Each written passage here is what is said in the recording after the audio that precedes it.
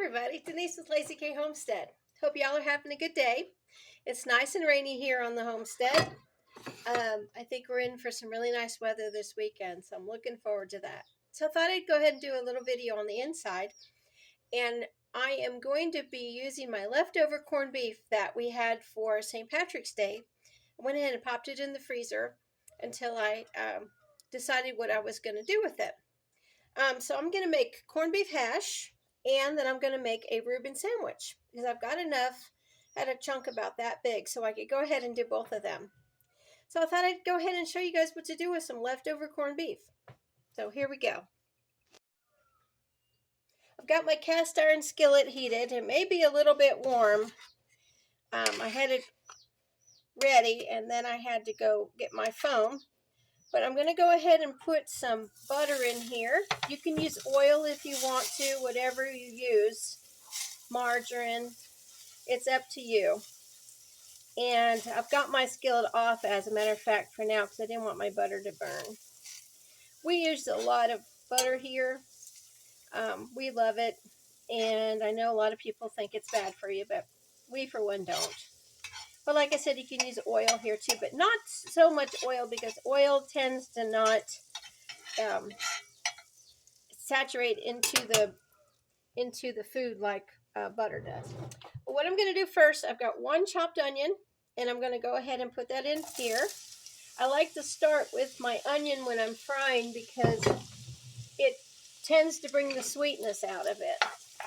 So I'm going to go ahead and just let that saute for a little bit. I'm not going to let it saute all the way down, and I went ahead and put my stove eye back on medium. Just going to go ahead and do that, and I'm going to go ahead and salt it just a little bit, and some pepper. And I'll do this again when I put the potatoes in. But this is just a 3-ingredient meal. You can use a leftover pot roast or a leftover pork roast, whatever you want in this. It's up to you. We make this a lot when we have leftovers. And I went ahead and peeled and chopped 3 medium-sized potatoes. And let's show you those real fast. Right over there. And then I've got just a little bit of corned beef left over. Okay. All right, so into this, I'm going to go ahead and put my potatoes. Like I said, I didn't cook the onions down to completely sauteed. They're just to where I could get some of the sugar out of it. Of that one onion. And now I'm going to salt the potatoes and put some pepper on these. Now, if you want to make corned beef hash without having leftover corned beef, you can always go to the store and buy it in those little cans it always has a little key on the side. Willis likes it a lot to where he eats this dish probably a couple times a month or more because he really likes it.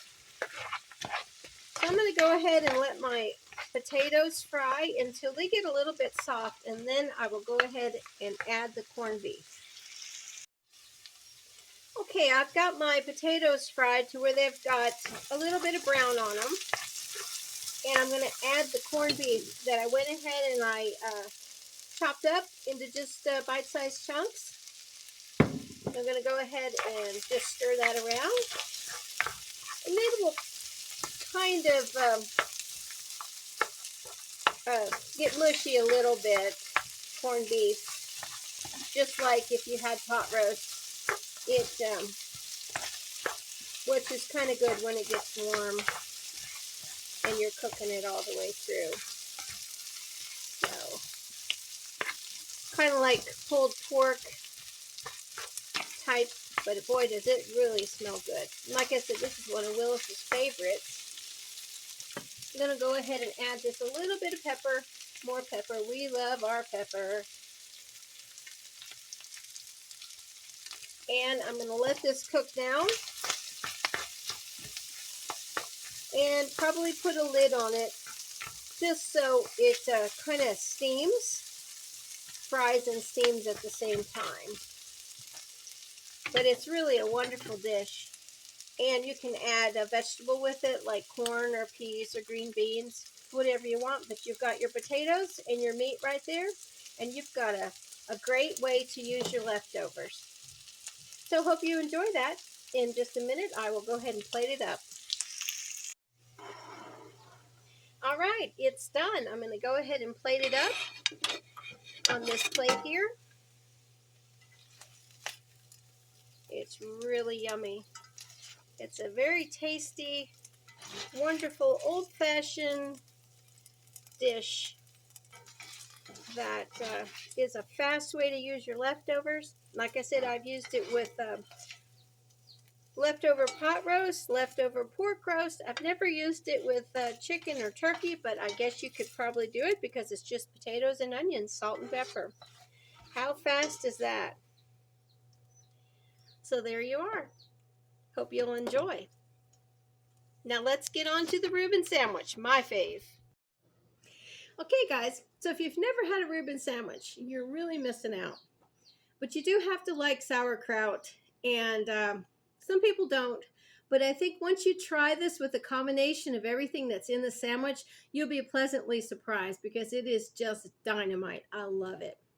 So our ingredients are, let me put my tripod down, I've got the leftover corned beef. I went ahead and I sliced it pretty thin with the electric knife. I've got Swiss cheese. I went ahead and I got that sliced relatively thin. It's not thick or anything, but and then you're going to use sauerkraut, and we go ahead and can our own. And then you are going to go ahead and make, or if you got it on hand, Thousand Island dressing. You're going to need rye bread or some type of bread that you like. Rye is traditional with this. I couldn't actually find it in my little country store. I didn't feel like going all the way to Walmart, which is 20 miles away. So I went ahead and I found this organic bread that has caraway seeds in it. It's also, it's called Dave's Killer Bread. And I tried this with toast earlier just to see how it tastes, and it's really good.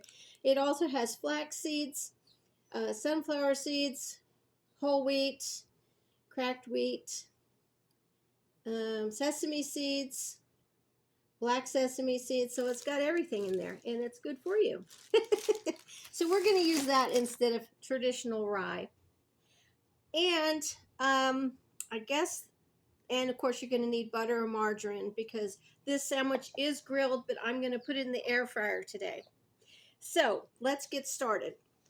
What you're going to need is your Thousand Island dressing, or I'm going to make my own Thousand Island, which is really easy. It's just ketchup and mayonnaise. Now, if you want something a little bit more fancy than that, you certainly can. Let me put this tripod down here so you can see what I'm doing. Got my thumbs everywhere. There we go. I'm just going to go ahead, and this is just going to be for one sandwich, so it's not going to be much. A heaping teaspoon of Duke's. It's my favorite. Made in Richmond, Virginia. Duke's mayonnaise. We have an ongoing feud around here because Willis likes Hellman's, but I like Duke's because it's sugar-free. It doesn't have sugar in it, and I like the taste.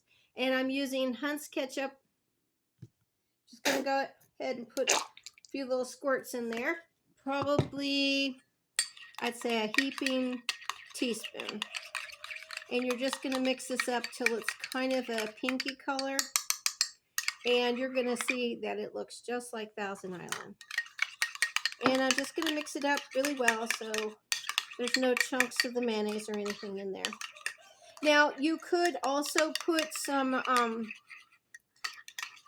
pickle relish in here, but I'm going to go ahead and serve this sandwich with our homemade kosher dill pickle, so I'm not going to worry about putting any relish in there. Okay, so let's put this sandwich together. We've got, let me get a little plate to put it on. It'll be easier to carry it over to the air fryer. But if you don't have an air fryer, you can just go ahead and use a skillet, and you're going to grill it just like a grilled cheese. And if you have a panini press, you can use that too. I don't have one. All right, so what we're going to do first is we're going to go ahead and, let me get another spoon. I am going to just put some of this Thousand Island dressing on here, just like it would be for your mayonnaise, you know, if you were having a regular sandwich. And I put it on both sides. And you're going to be pretty generous with this. Okay. Alrighty. Then I'm going to go ahead and take my corned beef, my slices of corned beef, and I'm going to put that on there, and I'm going to make sure that all of my bread is covered with corned beef. Alrighty, so there you go with that. If you ever gotten one of these in a deli, or up north in a deli, or Chicago, or somewhere like that, oh my gosh, they make them piled high with corned beef. It's like that thick. I'm not making mine like that. Well, first of all, I don't have that much corned beef, and I don't have a deli meat slicer that kind of shaves it, but if you do, that's great. Okay, now I'm going to go ahead and I'm going to put my sauerkraut right on the other side. Now, my sauerkraut is homemade. It's not quite as juicy as you would if you had it from the store, canned or in that bag that you find in your meat section.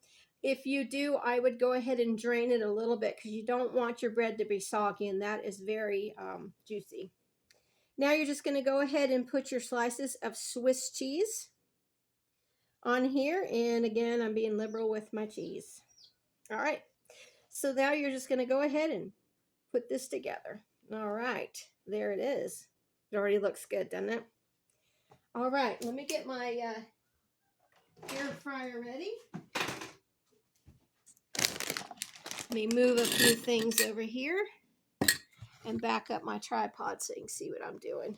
All right, I'm going to go ahead and I am going to butter both sides of the bread, but I'm going to do that separately. Once I have this side out of the air fryer, and then I'll butter the other side when I flip it. Okay, so there we go. Pretty generous with the butter too. I mean, it's up to you. You can use margarine, anything you want. So this is going to be at 400 on the air fryer, and it is going to be for 5 minutes. All right, I'm going to go ahead and put this in my air fryer. Let me show you what I've got there. See? And we're going to go ahead and put this in the air fryer. Hard to do it all with one hand.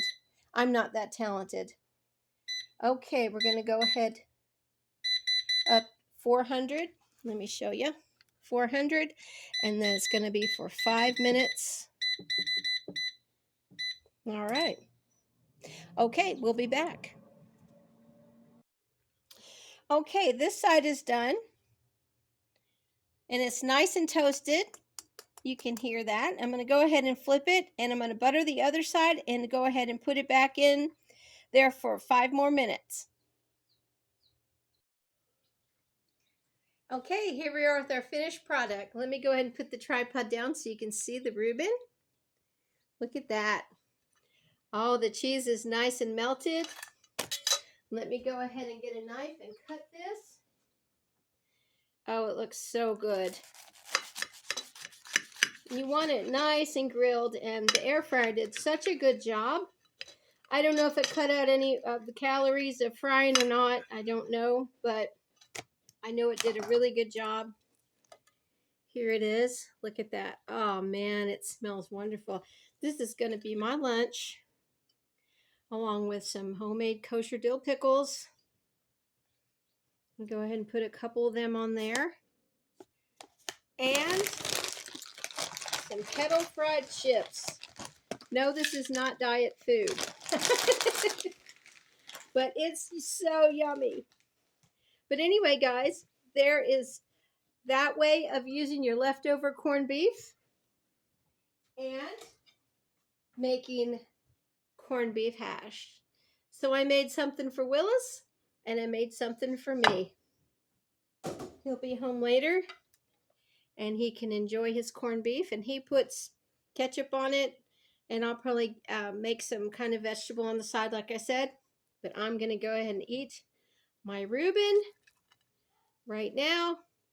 Listen to the crunch. Oh man, it is so good and so easy. Yes, I am chewing. Do y'all have a great day from Lazy K Homestead. Don't throw your leftovers out. Use them and be creative. See you soon, and thanks for subscribing. Bye.